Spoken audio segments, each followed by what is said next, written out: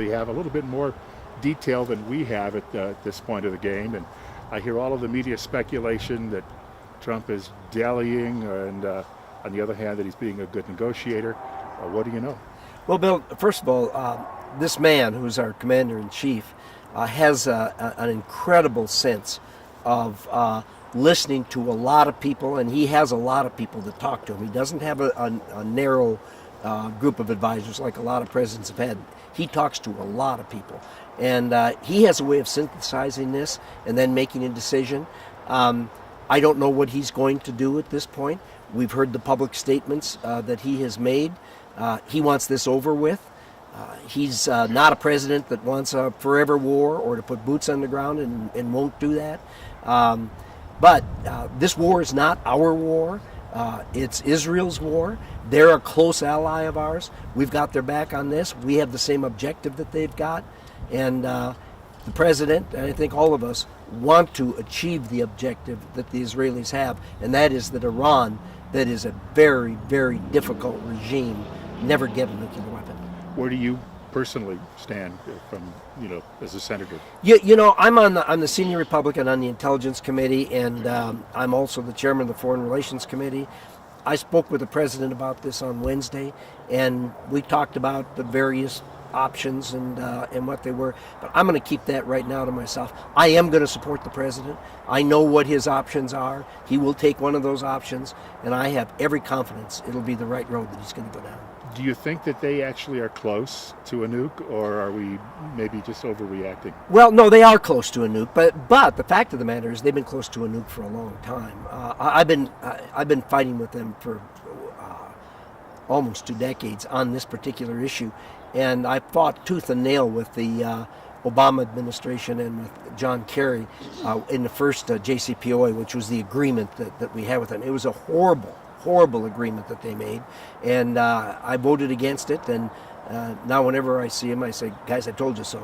It turned out to be a very, very bad agreement. BLM. Well, a couple questions about Israel and Iran. Back to John Kerry. Do you think that agreement he made was just kicking the can down the road, so to speak? Yeah, absolutely no question about it. Look, the Iranians are, and when I talk about the Iranians, I'm not talking about the Iranian people. I'm talking about the regime. The Iranian people are a very different group from the regime. Don't want anything to do with what the regime wants. But you cannot trust the regime. They will lie to you. They are motivated by a radical religious view of the world where they will be in charge of the world. They believe their path is to get a nuclear weapon. They're going to do everything they can to get a nuclear weapon, and they will make agreements. They'll do whatever it takes.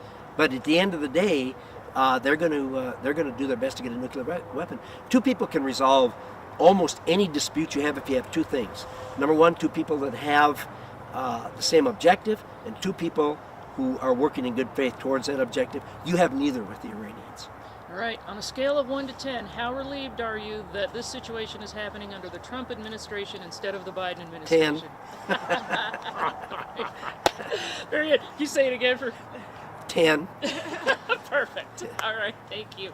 All right, so got to tell you, Israel and Iran, that was the topic we came into this with, and then the last couple days, the whole situation with Mike Lee's proposal and the Bureau of Land Management and selling land has just blown up, at least here in Idaho. And I know last night I got some information saying that you are not for this, but let's just let you talk about it. Well, look, our public lands are borderline sacred, really, to Idaho people. That's why we live here. We love our public lands. A wholesale sell-off of public lands, this is an issue that 95% or more of Idaho people would buy onto, that we need to keep our public lands public. Now, does that mean we can't have more of a say as Idaho in managing them? I've always been for that. When I was governor, we did a roadless rule where we actually got control of a couple million acres where we do the management on it, and it's worked really, really well. We've been stayed out of lawsuits since then, and it's us managing it. But it's still public lands, and it's still open to Idahoans who want to fish, want to hunt, want to recreate like they do there. So this is actually, I think, something that started. People a lot of times toss things out, and it causes an upheaval. That's what happened here. But this is not going to happen. Period. Okay. Were you surprised by Mike Lee's proposal? Not really. Not really. This isn't the first time people have talked about this. I think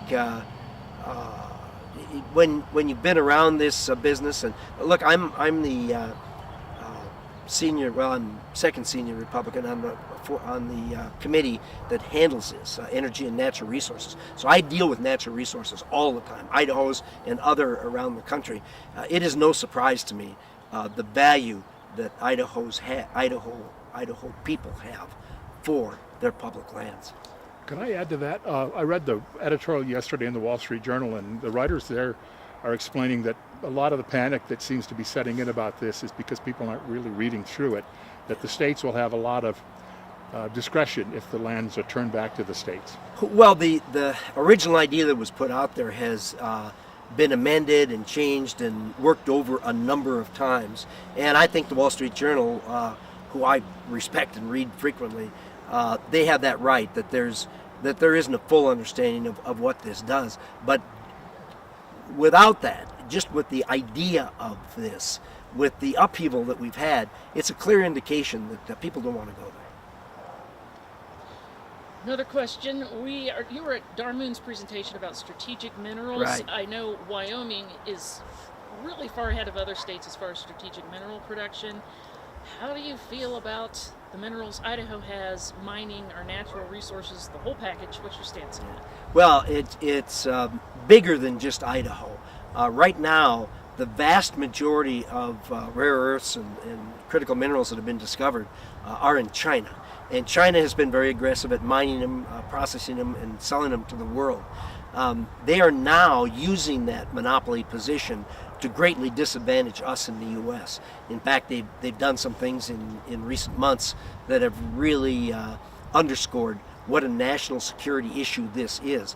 The result of that is, and it's not brand new, we've been at this for some time, identifying where we have these kinds of things in Idaho, in America, and for that matter, in our allies around the world. There's a lot of this material around the world that there just hasn't been the economic incentive to go look for them, find them. A good example of that's lithium. When we first started making lithium batteries, China had the monopoly on that, and they thought maybe it was limited. Turns out there's lithium in lots of different places, and so people are going to continue to go out and work on that, but make no mistake about it, this is a national security issue, just as China is a national security issue. Can I follow up with that?